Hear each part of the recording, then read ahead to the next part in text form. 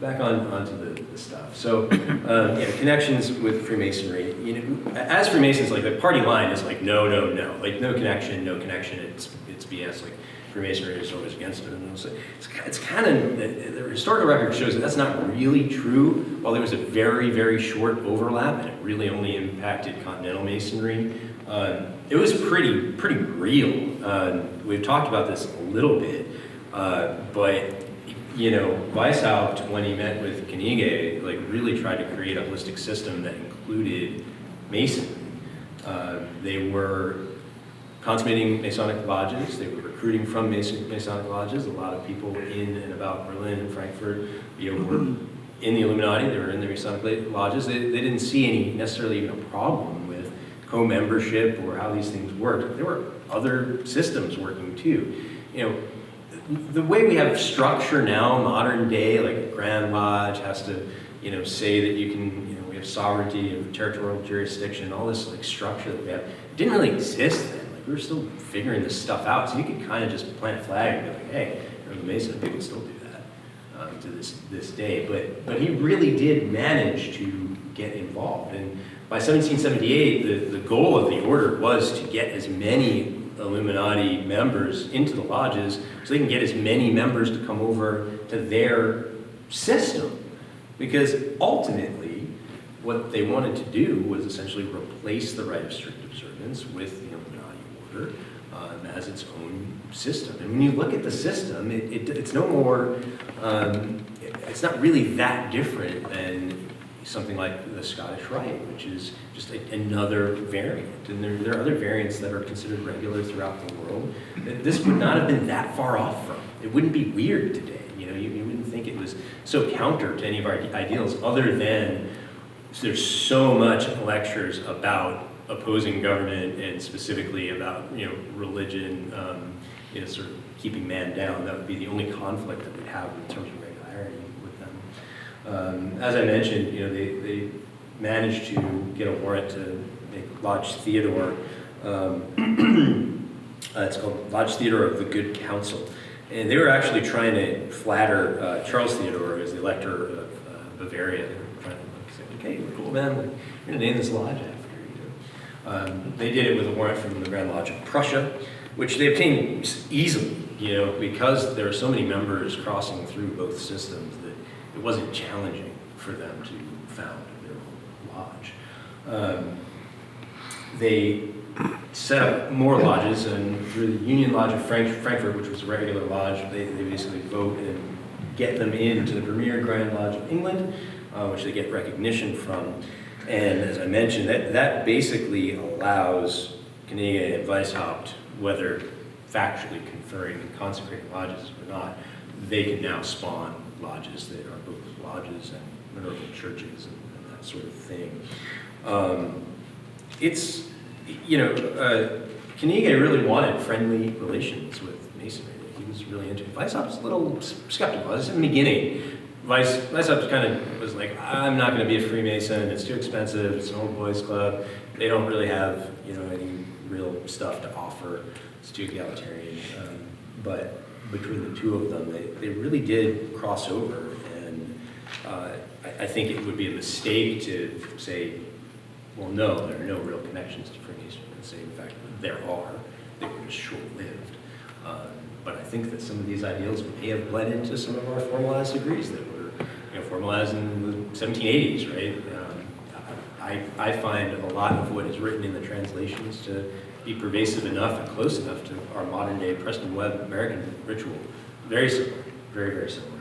I'm going to recommend a few books to you guys at the end of the lecture if you want to know more, but I would say either skip the Masonic degree section or wait until you're Master Mason to read it, because it's pretty close to word for word in a lot of areas.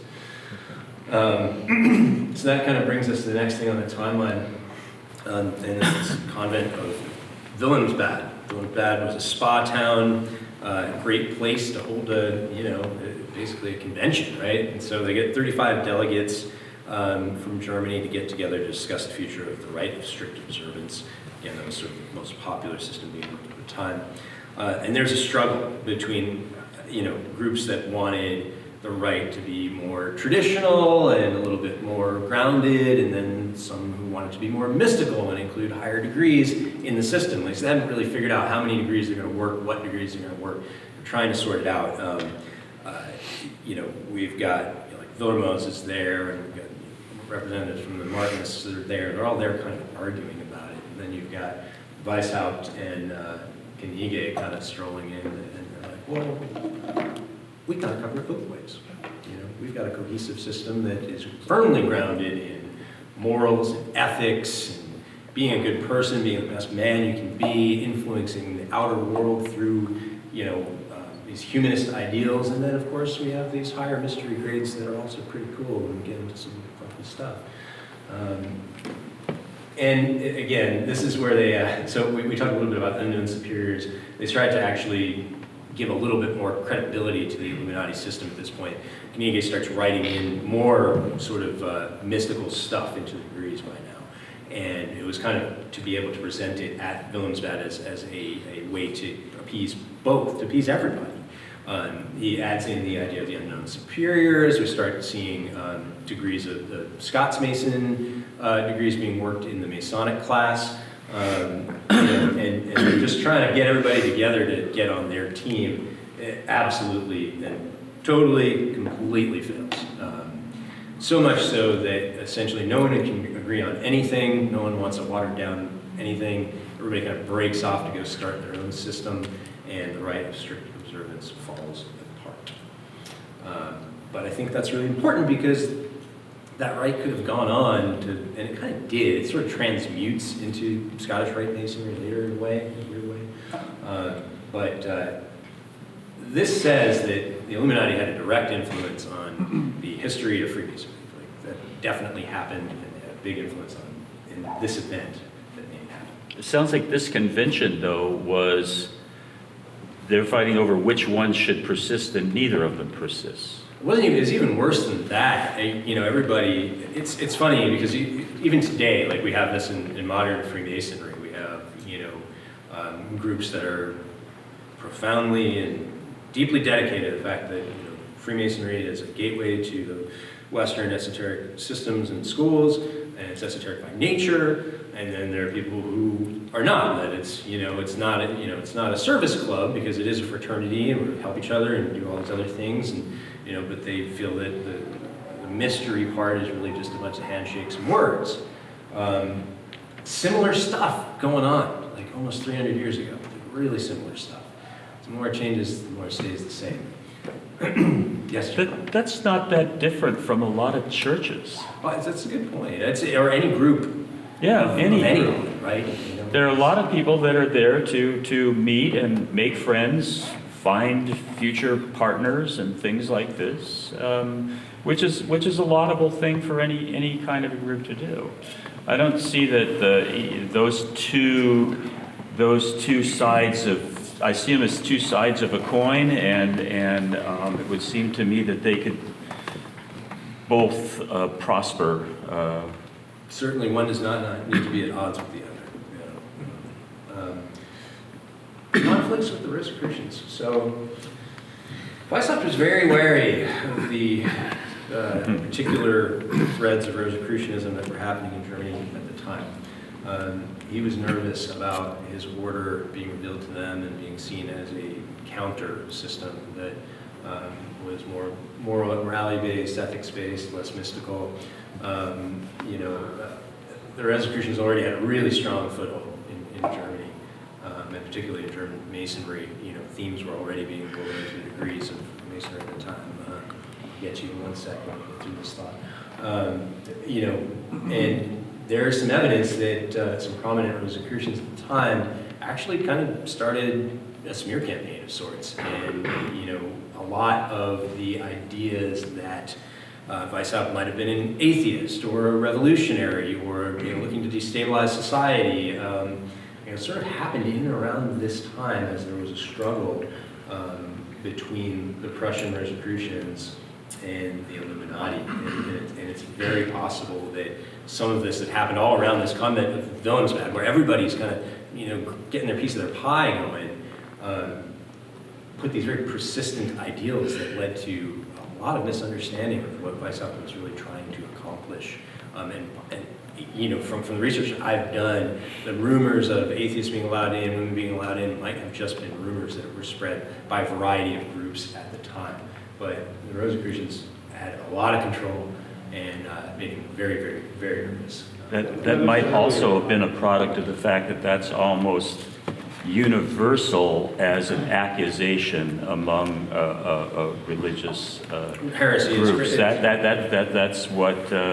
That's what the church accused the Templars of. Exactly. As Merrick and Senator Hamer both mentioned the same things. It's like this heresy and new ideas. Like it was radical. You know, the thinking was absolutely radical at the time. Chris, I was basing my comments on a presentation, an actual kind of a demonstration of the first degree of the esteemed author and brother John Michael Greer, and he's very meticulous about his research. He did mention the smear campaign, but he also sort of mentioned that it wasn't so much that like it was like this whole like, hey, come on atheists along, but it was in contrast to other societies that required, you know, the sort of religious belief in a deity. That wasn't really, from what I can tell, a requirement. Right. And there were a lot of people that, I mean, you couldn't really waltz around in that society like, hey, I'm an atheist. Because, yeah, No one great way, but there was a lot of people that, you know, were against the church, that were focusing on rational, you know, the rational mind. Right. Which, The humanist yeah, thing. exactly, as opposed to just sort of like blind faith in the church. Yeah. He presented it as like, yes, I felt like he had some evidence that like, yes, they were kind of open to, you know, like they were for like women. They wanted women to have a more equal part of society. It's certainly the belief system, right? And I can't, the only, and again, I'm not, I started this out by saying, I'm not a historian, nor am I an Illuminati. There's so many sources to pull from. It was only until very recently that the majority of the degrees were translated in full. I think it brought a lot of new stuff to light, and it was only in 2013 that they came out. And when you read the obligations, there's a lot of affirmation in God and that kind of thing that would maybe they would like turn a blind eye and say, okay, well, you're an atheist, it's fine as long as you can do this obligation. But at least what it could be too, Chris, and this is just speculative, and I promise not to be speculative, but it could also be that there was a time period, a gap between 1774 and 1780. Where, you know, this is a club, and it's not really a system of degrees, and there weren't obligations. You know, everyone's just reading about philosophy over candlelight, probably some wine. And that group may have been a bit more open until Kaniga gets involved, who's he's a Mason, he wants Masonry to be part of this thing. That could be, because he wrote the degree part of it all, that may have been a changer, but I'm 100% speculating, nor am I trying to refute anybody else's research, because all I can say is, read the degrees and make your own conclusions, because that's all we can, because I don't know any Illuminatis who can prove one way or another what it was. I don't know. We're all kind of going off these old, dusty manuscripts and coming to conclusions. But it wouldn't surprise me that Weishaupt would have an inclusive point of view to some extent, but seeing how staunchly Christian he was, I don't know, that doesn't really preclude you from being open. People were often called atheists, presumably simply because they didn't have doctrinal views. Right. I mean, Voltaire was often called an atheist, but he was more of a deist. Right. I mean, deism and atheism, you know, at the time were almost interchangeable. You know, which many of our founding fathers, being deists, would find offensive. But you're right. I mean, absolutely right. Andrew, yes. How did Weishaupt get his job in the first place if they decided they didn't want him to really be expressing any views? His father was a Jesuit and was working at the school. But essentially, there was a Reformation happening where the Jesuits, they were still very much in control, but there was a mandate to be able to allow a little bit more openness, and who better than the son of this preceding professor? It's sort of a tenure thing in a way. So was Weishaupt's father involved in the Illuminati at all? No. He died, I can't remember the exact date, but he was not. I don't think he was around when Weishaupt put together this